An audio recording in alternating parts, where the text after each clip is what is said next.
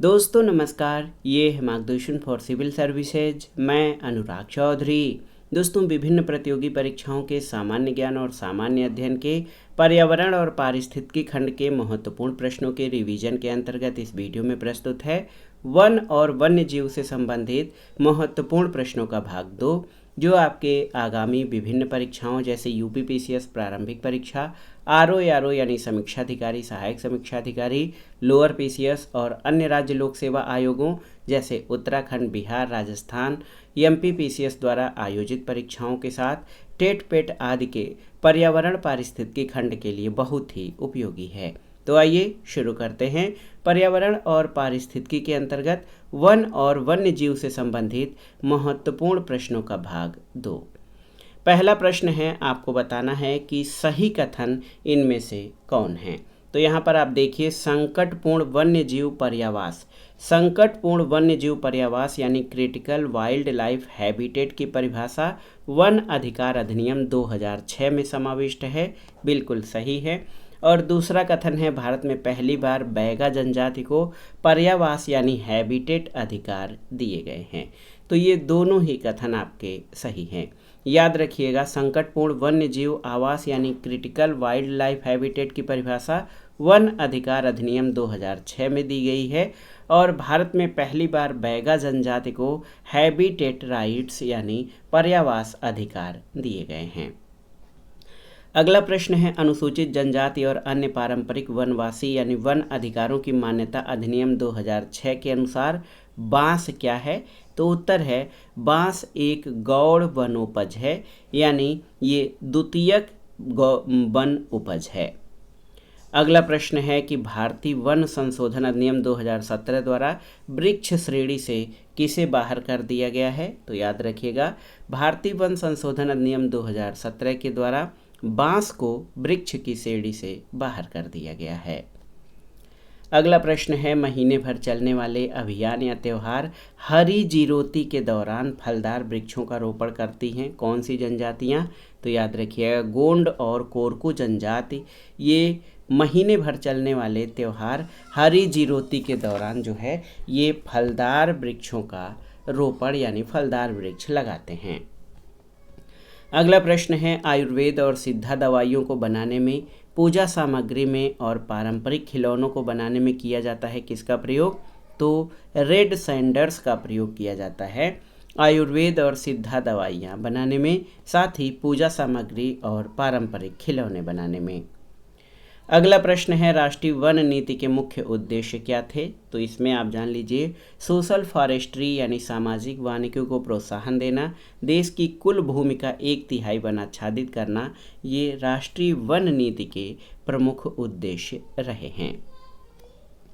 अगला प्रश्न है, मरुस्थलीकरण को रोकने के लिए संयुक्त राष्ट्र अभिसमय यानी United Nations convention on combat desertification का महत्व क्या है। तो इसका उद्देश्य नव प्रवर्तनकारी राष्ट्रीय कार्यक्रमों और समर्थक अंतर्राष्ट्रीय भागीदारियों के माध्यम से प्रभावकारी कार्रवाई को प्रोत्साहित करना है। बिल्कुल सही है। ये मरुस्थलीकरण को रोकने में स्थानीय लोगों की भागीदारी को प्रोत्साहित करने के लिए ऊर्ध्वगामी उपागम यानी बॉटम अप अप्रोच के लिए प्रतिबद्ध है।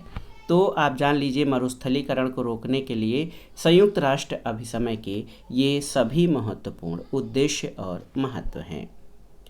अगला प्रश्न है, भारत द्वारा भूमि क्षरण तटस्थता प्राप्त करने का लक्ष्य कब तक का रखा गया है। तो ये याद रखिएगा, 2030 तक भारत द्वारा भूमि क्षरण तटस्थता प्राप्त करने का लक्ष्य रखा गया है। अगला प्रश्न है, मरुस्थलीकरण को रोकने के लिए संयुक्त राष्ट्र अभिसमय यानी United Nations conventions on combat desertification की स्थापना कब की गई थी। तो वर्ष याद रखिएगा, 1994 यानी 1994 में मरुस्थलीकरण को रोकने के लिए संयुक्त राष्ट्र अभिसमय की स्थापना की गई थी। अगला प्रश्न है, ये अकेला कानूनन बाध्यकारी समझौता है जो संयुक्त रूप से पेश करता है क्या। तो आप जान लीजिए, पर्यावरण और विकास तथा टिकाऊ भूमि प्रबंधन दोनों को पेश करता है एक साथ मरुस्थलीकरण को रोकने के लिए संयुक्त राष्ट्र अभिसमय। अगला प्रश्न है, भारत में जो नगर वृक्षारोपण में विशिष्टता रखता है वो है बालपराई। वालपराई कहाँ पर स्थित है? तो याद रखिएगा वालपराई कोयम्बटूर जिले में स्थित है और ये वृक्षारोपण में विशिष्टता रखता है। अगला प्रश्न है दोस्तों, आप देख सकते हैं चीन, भारत, इंडोनेशिया और जापान में से जिसके भौगोलिक क्षेत्र का उच्चतम प्रतिशत वन आच्छादित है, तो ये है जापान। जापान में वनों का प्रतिशत सर्वाधिक है। अगला प्रश्न है कुल भौगोलिक क्षेत्रफल के 60% भाग पर वन बनाए रखने का संवैधानिक प्रावधान कहाँ पर है? तो याद रखिएगा भूटान में। और भूटान में जो है देश के कुल भौगोलिक क्षेत्रफल के 60% से अधिक भाग पर वन हैं। अगला प्रश्न है एल्यूमिनियम को किसके पर्यावरणीय हितैषी स्वरूप और नवीकरणीय योग्य होने के कारण क्या कहा जाता है? तो एल्यूमिनियम को पर्यावरणीय हितैषी स्वरूप और नवीकरणीय योग्य होने के कारण इसे ग्रीन मेटल या हरी धातु भी कहा जाता है। अगला प्रश्न है पूर्वी दक्कन पठार में प्रमुखतया पाए जाते हैं। तो पूर्वी दक्कन पठार में प्रमुखतया शुष्क सदाबहार वन पाए जाते हैं।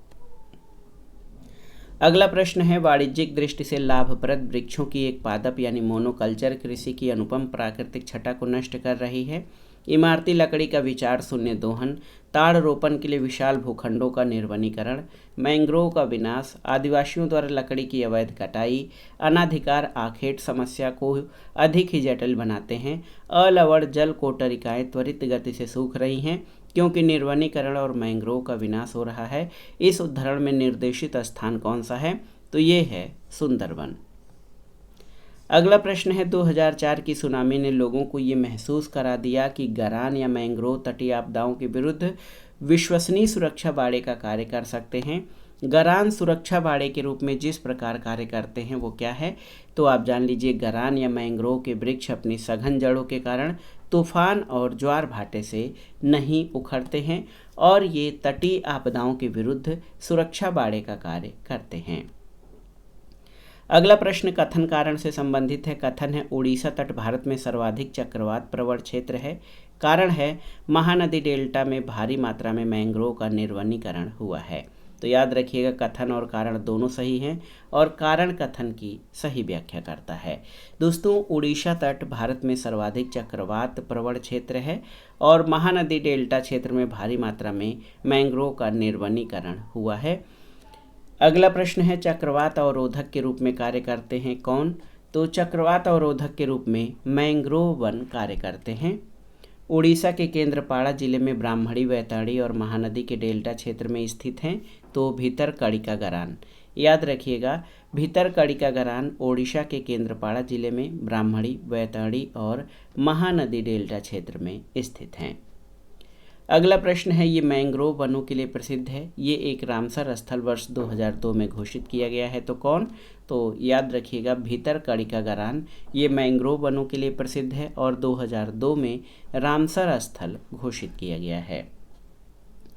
अगला प्रश्न है इसमें से सही कथन आपको बताना है। तो याद रखिएगा टेक्सास वृक्ष हिमालय में प्राकृतिक रूप से पाया जाता है। टेक्सास वृक्ष रेड डेटा बुक में सूचीबद्ध है। टेक्सास वृक्ष से टेक्साल नामक औषधि प्राप्त की जाती है जो पार्किंसन रोग के विरुद्ध प्रभावी है। अगला प्रश्न भी सही कथन है। तो विश्व वन्य जीव कोष की स्थापना यानी WWF की स्थापना 1961 में हुई। जुलाई 2000 में ओडिशा के नंदन वन अभ्यारण्य में 13 शेरों की मृत्यु का कारण ट्राइपैनोसोमिएसिस रोग रहा। भारत का सबसे बड़ा जीवनशाला कोलकाता में स्थित है। तो ये तीनों ही कथन आपके सही हैं। अगला प्रश्न है यूकेलिप्टस वृक्ष को कहा जाता है क्या? आपको बताना है। तो यूकेलिप्टस वृक्ष भूमिगत जल का अत्यधिक प्रयोग करता है और इसलिए इसको पारिस्थितिक आतंकवादी की संज्ञा दी जाती है। अगला प्रश्न है ये उष्णकटिबंधीय जलवायु क्षेत्रों में पाए जाते हैं। ये मुख्यतः मध्य और दक्षिणी अमेरिका के सदाबहार वनों में पाए जाते हैं। तो कौन? तो ये हैं स्पाइडर वानर। अगला प्रश्न है भारतीय प्राणी जात जो संकटापन्न है। तो इसमें घड़ियाल, चर्मपीठ कूर्म यानी लेदर बैक टर्टल और अनूप मृग ये संकटापन्न भारतीय प्राणी जात हैं। अगला प्रश्न है भारत में प्राकृतिक रूप से पाए जाते हैं। तो तारा कछुआ, मॉनिटर छिपकली और वामन सुअर ये भारत में प्राकृतिक रूप से पाए जाने वाले जीव समूह हैं। अगला प्रश्न है, भारत में पाई जाने वाली नस्ल खाराई ऊंट के बारे में अनूठा क्या है? तो ये समुद्र जल में 3 किलोमीटर तक तैरने में सक्षम है। ये मैंग्रोव की चराई पर जीता है, इसलिए इसको खाराई ऊंट कहा जाता है। खाराई ऊंट कच्छ में पाए जाते हैं, तो याद रखिएगा कच्छ केरल में खाराई ऊंट पाए जाते हैं, जिसको जंगली गधा भी कहा जाता है। अगला है, इन ऊँटों को संकटग्रस्त प्रजाति यानी इंडेंजर्ड स्पीसीज घोषित किया गया है। किसको? तो कच्छ में पाए जाने वाले खाराई ऊँट को इंडेंजर्ड प्रजाति या संकटग्रस्त प्रजाति घोषित किया गया है। अगला प्रश्न है दोस्तों, कथन और कारण से संबंधित है। कथन है, मैंग्रोव कुछ समुद्र तटों के सीमावर्ती उष्णकटिबंधीय और उपोष्णकटिबंधीय क्षेत्रों के अति विशिष्ट वन पारिस्थितिकी निकाय होते हैं। बिल्कुल सही है। कारण है कि वे तट रेखा को स्थिर रखते हैं और समुद्र द्वारा सीमोल्लंघन के विरुद्ध प्राचीर का काम करते हैं। तो बिल्कुल सही है। कथन और कारण दोनों सही हैं और कारण कथन की सही व्याख्या भी करता है। अगला प्रश्न है, ये वन जैव विविधता के संरक्षक होने के साथ समुद्र और तट के बीच महत्वपूर्ण कड़ी का कार्य करते हैं। तट को समुद्र की ओर आने वाली तीव्र लहरों के विनाश से बचाते हैं।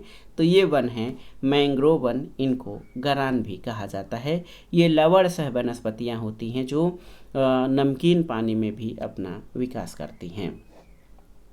अगला है, अमृता देवी स्मृति पुरस्कार दिया जाता है किस क्षेत्र में? तो अमृता देवी बिश्नोई पुरस्कार वन और वन्य जीवों की सुरक्षा के क्षेत्र में दिया जाता है। विश्व बाघ शिखर सम्मेलन 2010 कहाँ आयोजित किया गया था? तो पीटर्सबर्ग, रूस में।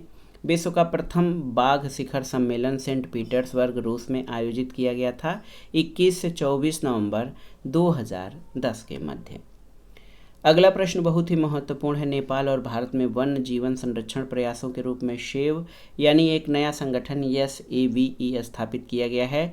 सेव का उद्देश्य किसको संरक्षित करना है? तो सही उत्तर, सेव का उद्देश्य टाइगर को संरक्षित करना है।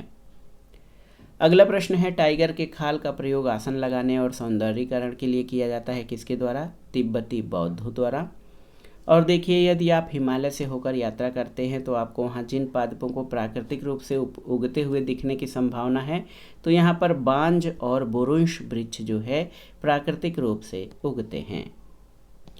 अगला प्रश्न है, चीड़ इन वनों का मुख्य वृक्ष है, परंतु अधिक आर्द्रता वाले भाग में बांज या ओक जैसे चौड़े पत्ते वाले वृक्ष देखे जाते हैं। तो ये उपोष्णकटिबंधीय वन हैं। अगला प्रश्न है, प्रत्येक वर्ष कतिपय विशिष्ट समुदाय जनजाति पारिस्थितिक रूप से महत्वपूर्ण मास भर चलने वाले त्यौहार के दौरान फलदार वृक्षों के पौधों का रोपण करते हैं। वो समुदाय कौन है? तो ये याद रखिएगा, गोंड और कोरकू समुदाय जो है प्रत्येक वर्ष जो है 1 माह तक फलदार वृक्षों का रोपण करते हैं। भारत के एक विशेष क्षेत्र में स्थानीय लोग जीवित वृक्षों की जड़ों का अनुवर्धन कर इन्हें जलधारा के आर पार सुदृढ़ पुलों के रूप में रूपांतरित कर देते हैं। जैसे जैसे समय गुजरता है ये पुल और अधिक मजबूत होते जाते हैं। ये अनोखे जीवित जड़ पुल पाए जाते हैं कहाँ पर? तो ये मेघालय में पाए जाते हैं। अगला प्रश्न है, अगर किसी पेड़ को काटे बिना उसे पुल बना दिया जाए तो उस पुल को क्या कहते हैं? तो उसे जीवित पुल या प्राकृतिक पुल कहा जाता है। अगला प्रश्न है, भारतीय पशु कल्याण बोर्ड देश में पशुओं के कल्याण को बढ़ावा देने और पशु कल्याण कानूनों पर क्या है? तो ये एक स्टैट्यूटरी एडवाइजरी बॉडी यानी सांविधिक सलाहकारी निकाय है, भारतीय पशु कल्याण बोर्ड। अगला प्रश्न है, राष्ट्रीय बाघ संरक्षण प्राधिकरण एक सांविधिक निकाय है किसके लिए? तो आप जान लीजिए, बाघों के संरक्षण के लिए पर्यावरण, वन और जलवायु परिवर्तन मंत्रालय के अधीन राष्ट्रीय बाघ संरक्षण प्राधिकरण एक सांविधिक निकाय है। अगला प्रश्न है, भारत की पहली राष्ट्रीय वन नीति कब प्रकाशित की गई थी? तो 1894 में। स्वतंत्र भारत की पहली राष्ट्रीय वन नीति कब तैयार हुई थी? तो 1952 यानी 1952 में स्वतंत्र भारत की पहली नेशनल फॉरेस्ट पॉलिसी तैयार की गई थी। देश के 1/3 अथवा 33.33% क्षेत्र में, पहाड़ी क्षेत्रों में 2/3 अथवा 66.67% क्षेत्र में वन अथवा वृक्षावरण होने के लिए आवश्यक है। तो ये किसके अंतर्गत? राष्ट्रीय वन नीति 1988 के अंतर्गत देश का 1/3% क्षेत्र और पहाड़ी क्षेत्रों में 2/3 क्षेत्र वनावरण होना आवश्यक है, और ये प्रावधान राष्ट्रीय वन नीति 1988 में किया गया है। अगला है जिनका वृक्ष छत्र घनत्व 70% से अधिक होता है उन्हें किन वनों के अंतर्गत शामिल करते हैं? तो इन्हें अति सघन वनों के अंतर्गत शामिल करते हैं। जिनका वृक्ष छत्र घनत्व 40 से 70% के बीच होता है इनको मध्यम सघन वन कहते हैं। और ऐसे वन जिनका वृक्ष घनत्व 10 से 40% के बीच होता है इन्हें खुले वन कहते हैं। वन और वन्य जीव से संबंधित महत्वपूर्ण प्रश्नों का आखिरी प्रश्न है कि 10% से कम वृक्ष छत्र घनत्व वाली निम्न स्तरीय वन भूमि को वनावरण में शामिल नहीं किया जाता है और इन्हें किस श्रेणी में रखा जाता है? तो याद रखिएगा, इन्हें स्क्रब यानी झाड़ी की श्रेणी में रखा जाता है 10% से कम वृक्ष छत्र घनत्व वाली निम्न स्तरीय वन भूमि को।